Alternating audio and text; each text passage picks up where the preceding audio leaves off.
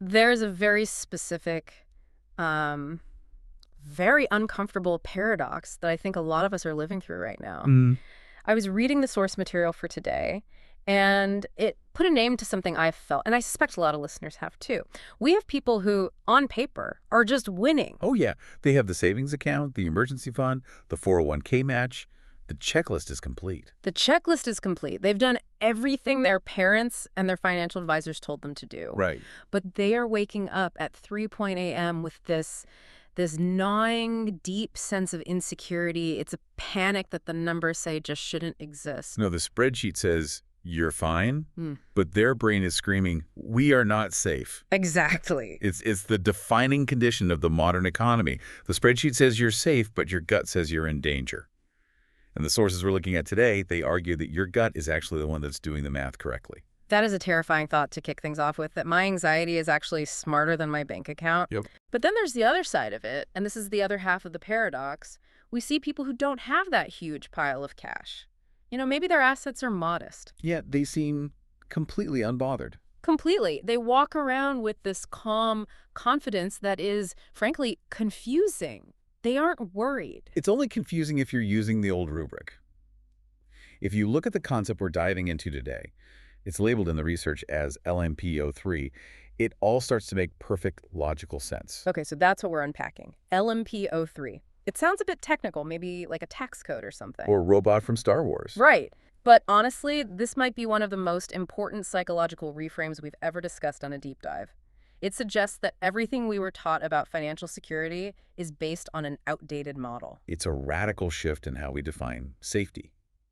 We're moving away from the size of your savings account, what the source material calls stock, The pile of cash. the pile of cash. And we're moving toward a much more dynamic concept called reproducibility. Reproducibility. Okay, that sounds like a term from a manufacturing plant. It does, but it's becoming a life term. The mission for this deep dive is really specific. We aren't here to give investment advice, buy gold or crypto. No. We want to explain why having enough savings is no longer a guarantee of safety. And we want to help you audit your own life structure. We're not trying to change your values, but we do need to help you update your calculation conditions. Calculation conditions. I like that. It feels like the formula for a good life has changed, and if you're using the old variables, you're just going to get the wrong answer. You are. So let's start there, with the problem. Why isn't money working? If I have the cash in the bank, why am I still so anxious? The short answer, because the ground is moving. If you feel anxious despite having savings, you aren't being irrational. It's actually a very rational response to a change in the environment. So my anxiety is valid. It's not just some kind of neurosis. Oh, it is completely valid. Yeah. The source material argues that the calculation conditions of the world have fundamentally changed. Yeah. I mean, think about the variables that used to be pretty constant for our parents or grandparents. Okay. Prices, social systems, the value of a specific university degree, the stability of a corporate job. In the past, these things moved slowly. You could make a prediction at age 22, and it would probably still hold true at age 40. And now, I feel like I can't predict what the job market will look like in 6 months, let alone 20 years. It's like every week there's a new AI, a new policy change, a new market shift that just rewrites all the rules. Exactly. Now, those variables are constantly updating. And because of that, the old assumption, what the text calls the broken premise, is failing us. The broken premise. The broken premise is the idea, save once, relax forever. We grew up thinking that if we just hit a certain number, a fixed target, we would be done. We could cross the finish line and just... The number. It's the holy grail of personal finance, right? Everyone has the number in their head. If I get to 2 million, I'm safe. If I pay off the house, I'm safe. Right. But the number assumes that future costs and future assumptions will stay fixed. And they won't. So your brain, which is basically a prediction machine, is exhausted. It's trapped in a state of constant recalculation. You aren't worried about today. You have money for today.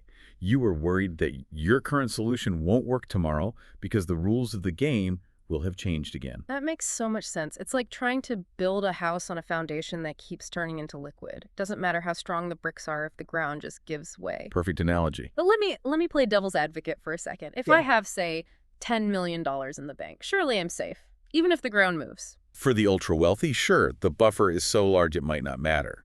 But for the vast majority of people, even the well-off professionals, the doctors, the lawyers, the tech directors, Inflation, market crashes, or a collapse of their industry can burn through that stock way faster than they imagine. So if your only safety is the pile, you're just watching it shrink. You're watching the pile shrink every time the world changes, and that causes anxiety. Okay, so if the pile, the stock, isn't the answer, what is?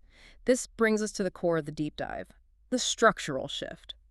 We are moving from a world valued by stock to a world valued by process. Yes. Break this down for us because process sounds a little abstract. Okay, so old security was based on stock. Okay. Accumulated amounts. Yeah. Your bank balance, your paid-off house, your physical assets. It's a static measurement. You look at the pile, and if the pile is big, you feel safe. Simple enough. Big pile equals good sleep. It's like having a full granary for the winter. But new security is based on process, specifically reproducibility. The question isn't how big is the pile.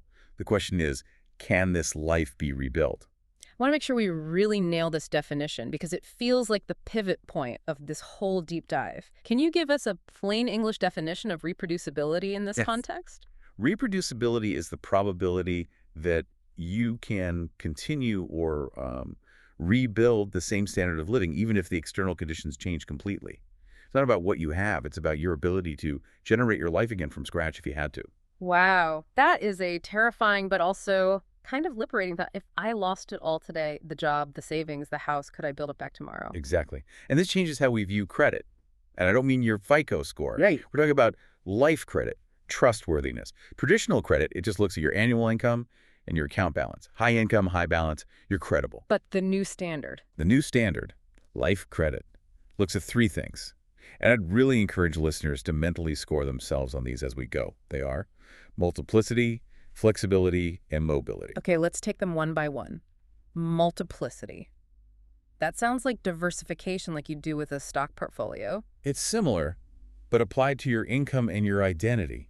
Multiplicity is about avoiding a single point of failure. Do you have more than one income stream? But even deeper than that, do you have more than one way of being valuable? So if your industry collapses or your company lays you off, Do you have zero income or just less income? it's the difference between a table with one fixed central leg and a table with four legs. If the one leg breaks, the whole table's on the floor. If one of four breaks, it's wobbly, but it stands. That's a perfect analogy. And in the modern economy, relying on a single employer, I don't care how big or safe the company is like having that one-legged table. It's inherently fragile. Yeah, we see this all the time with mass layoffs. People who identified 100% with their job title are just absolutely crushed. Because they didn't have multiplicity in their identity or their income. So multiplicity is about multiple flows. What about the second one, flexibility? Flexibility is about your expenditure structure. Can it expand and contract, or is it totally rigid?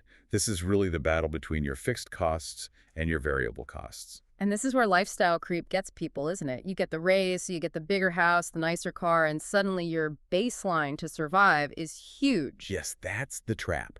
If you have a massive mortgage, 2 luxury car leases, and expensive private school tuition that you're contractually locked into for years, you have very low flexibility. You're redlining the engine just to idle. You are. You require a massive level of input, a huge salary, just to keep the machine running. If your income drops even 10%, you crash. Whereas high flexibility means you can scale down quickly. You can scale down your life quickly during a crisis without collapsing. It means your survival number is low, even if your thriving number is high. Okay. And the third one, mobility.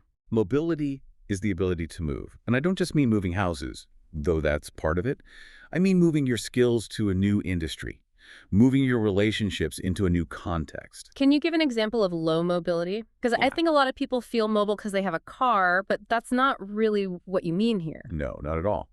Think of someone who is the king of the hill in one tiny specific niche. Maybe they are an expert in some specific type of legacy software that only 3 companies in the world still use. Okay. They're paid very well. But if that software becomes obsolete, their value drops to 0. They cannot move that skill. They're geographically and intellectually stuck. Precisely. Whereas someone with high mobility has skills that translate. Leadership, sales, coding in Russian languages, communication. If their industry dies, they pick up their toolkit and walk into a new industry tomorrow. They aren't tied to the soil of one specific company. Exactly. It sounds like what we're describing is the difference between a fortress and maybe a tent. That's the analogy the sources point to, and I think it's brilliant. Old security was a fortress. Heavy, expensive, thick walls. Great for keeping out medieval knights. Right. But what happens during an earthquake? The heavy walls crack. Yeah, The structure's too rigid. The fortress collapses on top of you. right. A fortress is stock. It's impressive, but it's brittle. New security is like a high-tech nomadic tent. It's light. Yeah. It doesn't look as impressive as the castle. You can't show it off at a cocktail party in the same way. But if there's an earthquake? You survive if the climate changes. You pack it up and move to better ground. It relies on the process of movement and adaptation, not the stock of stone walls. I can hear a listener right now, though. I can hear them screaming at their phone. Wait, are you just telling me to be a minimalist? Are you telling me I need to live in a van and eat rice and beans? And that is the most common misconception, so I'm glad you brought it up. It sounds miserable. I want to be very, very clear. This is not about frugality. It is not about patience. It is not about gammon, that Japanese concept of just enduring hardship with dignity. So it's not about suffering now to be safe later? No, it is purely a structural design problem. You can have a luxurious life that has high reproducibility. You can have a very expensive life that is flexible. How so? Give us an example of luxury reproducibility. Okay, think about equipment. You could buy a $50,000 piece of specialized machinery for a hobby. That's stock. It's heavy, it's hard to sell, hard to move. Right. Or you could rent that same high-end equipment whenever you need it. You still get the luxury experience, but you aren't anchored by the asset. Or housing. You could rent a beautiful penthouse. It's expensive, yes, but if you need to leave the country next month, you can. You aren't trying to sell a multi-million-dollar asset in a down market. Exactly. And think about skills. A high-end consultant who charges $1,000 an hour has an expensive life. But because their skill is in demand globally, they have high reproducibility. That's not minimalism. That's just robust design. I see. So you aren't saying don't spend money. You're saying don't lock yourself into a structure that requires perfect conditions to survive. That's it, exactly. Yeah. The source material gives us this beautiful philosophical nugget. It says, true security is not the ability to predict the future correctly. Because you can't. No one can. The pundits get it wrong every single year. Right. True security is having a design that allows you to rebuild even if your predictions miss the mark. That is the line. That is the one I want people to write down. Peace of mind comes from knowing you have the structure to handle being wrong. It shifts the trust. You stop trusting the world to be nice to you. You stop trusting the Federal Reserve to keep interest rates low. You start trusting your own recoverability. So, practically speaking, how do we know if we have this? How do we audit ourselves? Because I think a lot of us feel like we're safe, but maybe we're just sitting in a very nice fortress waiting for the tectonic plates to shift. We need to turn this directly to you, the listener. We need to ask the diagnostic questions from the deep dive, and don't just listen to these. I mean, really try to answer them for yourself. Okay, lay them on us. What's the first test? Question number 1. Which specific condition in your life, a specific client, a specific location, a specific health status, if it broke, would make your current life impossible to reproduce? Oof, that's a heavy one. I think for a lot of people, the answer is my employer. If company X disappears or if I get fired, my ability to pay for my life disappears immediately. And that means your reproducibility is effectively zero. You are 100% dependent on an external condition you cannot control. You're standing on that one-legged table. But what's the alternative? I mean, most people have jobs. That's just how the world works. The alternative isn't necessarily quitting your job. It's about diversifying the support structure around it. Yeah. It's the side hustle or the consulting gig or an active network. It's knowing that if company X fires you on Friday, you have 3 calls to make on Monday that could replace 60% of that income within a month. That's reproducibility. That's it. Okay, next question. Yeah. If you look at your life, not in terms of currency, but in units of reproducibility, where are you most fragile? Units of reproducibility. That's interesting phrasing. So maybe I have a lot of money, stock, but my skills are outdated. Yeah. Process. So my skill unit is fragile. Precisely. Or maybe you have great skills, but your relationship unit is fragile. We see this with high-powered executives all the time. They work 80 hours a week.